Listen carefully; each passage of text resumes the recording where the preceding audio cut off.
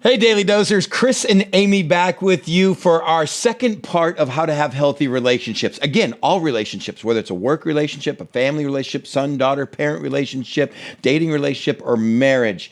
I still have one I want to do. I'm like, we should start with this. But yesterday, Amy started with the first step in being healthy relationships is you have to be a safe person. And yesterday we talked about it. Yep. So then I was going to do mine today. And then she goes, you know what also? The second thing probably in a healthy relationship is what? Don't be selfish. And I'm like, well, I shouldn't be selfish. Let's go ahead and do it her topic, not mine. Listen to your wife because I'm going home with her, not with you. And so what do you mean when you go, hey, don't be selfish? How does that apply in our relationships? It just means like, don't put your needs above somebody else's needs. Like, don't be focused on only what you want to do and only what you want. Be focused on what the other person needs and what the other person wants. And I love this because this is Philippians 2.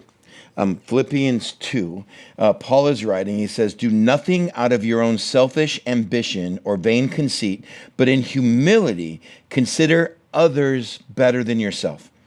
Each of you should look not only to your own interest, but also to the interest of others. Could you imagine a world where relationships look like that?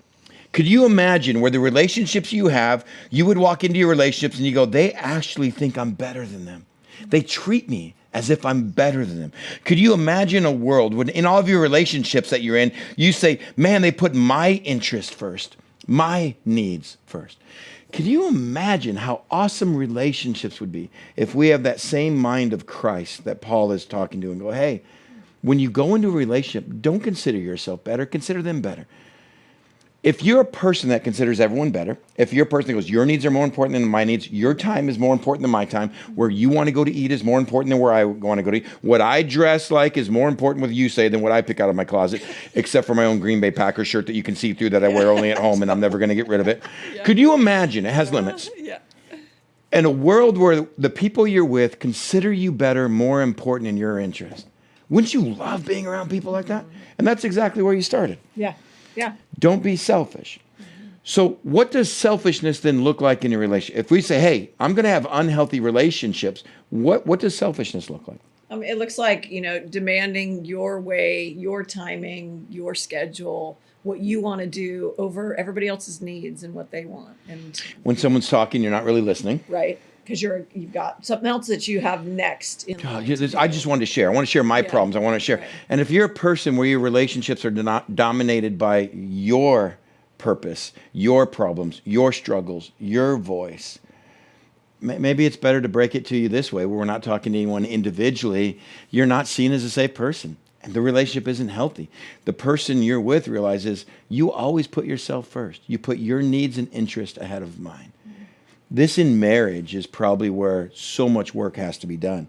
Where marriage I go into and just go, okay, your needs are first, your priorities are first, what you want is first. And that's tough to do at times because I'm like, well, what about my needs? Right. Especially when it's, one-sided, where you feel like you're doing more of the work than the other person. It doesn't seem fair, but it's... So what do you do if you're in a relationship and you go, mine's one-sided? They don't consider me better. It's always their needs, their time, their place, their wants. Well, in my mind, I just picture that, and it's not to be over spiritual or anything, but just picture like you're doing this for Jesus. You're not doing it just for that person. You're not doing it to elicit a response, for them to change their ways and be better and be nicer, whatever it is that, they're struggling with. But, it's doing it unto Christ. So it's doing it, for the reward of Jesus, So you want to be a healthy person? Be a safe person. That was yesterday. You want to be in a great relationship? Then make sure you're not selfish. Go into your relationships today. Work relationships. I don't care if you're the boss. I don't care if you're the CEO, CFO, if you're the president. You go into relationships and go, how do I consider these people around me better than me? How do I put their needs and interests first? Wouldn't you love to be with someone like that? And by the way, that's why our example given was Jesus. Wouldn't you love to be around Jesus? Go be Jesus today. And we will see you for part 3 tomorrow.